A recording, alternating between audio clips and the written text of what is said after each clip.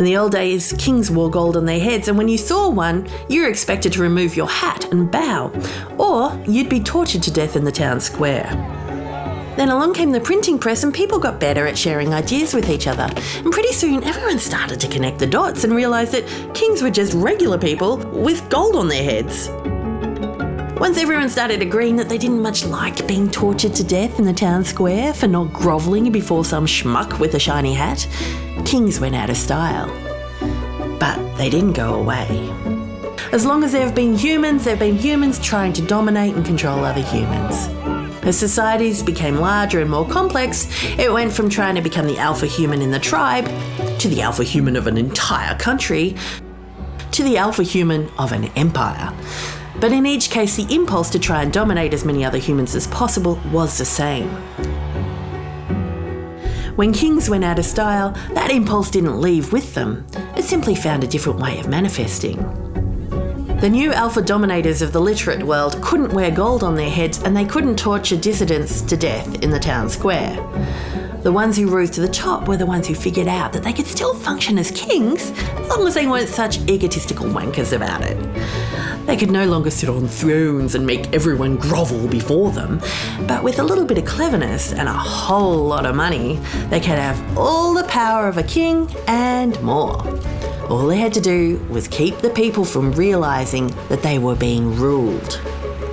It took them a while to get that last part down, and there were a few false starts, like in France, where everyone started grabbing them and slicing their heads off with French head-slicing contraptions.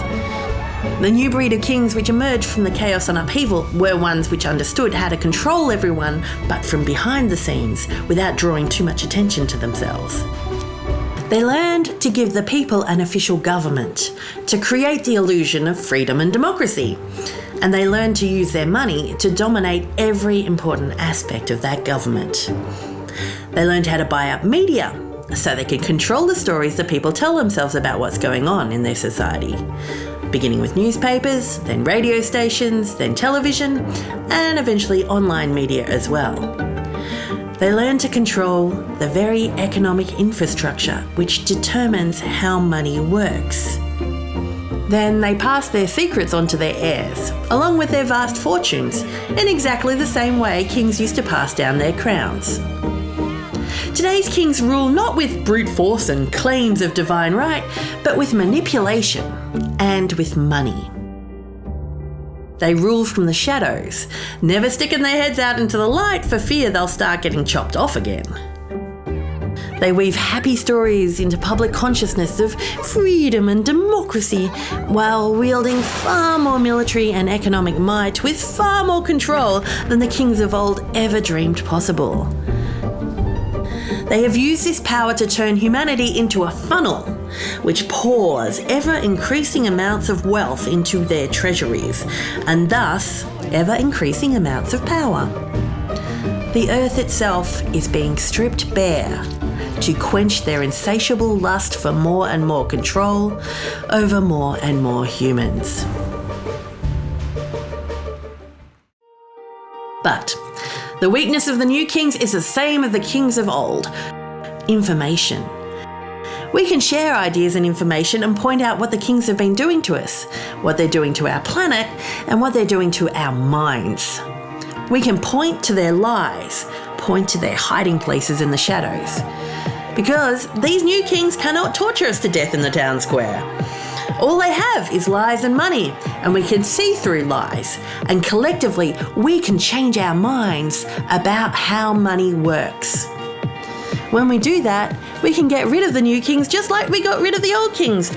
Only this time, we can choose to evolve beyond the urge to dominate and control and enslave. And then, our eyes freed from the lies and manipulation and delusion, we can all be kings. And we can heal our planet together.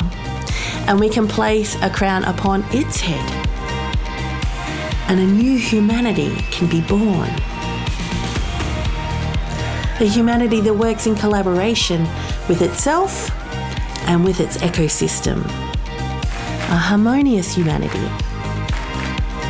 A natural humanity. And that would be truly wonderful.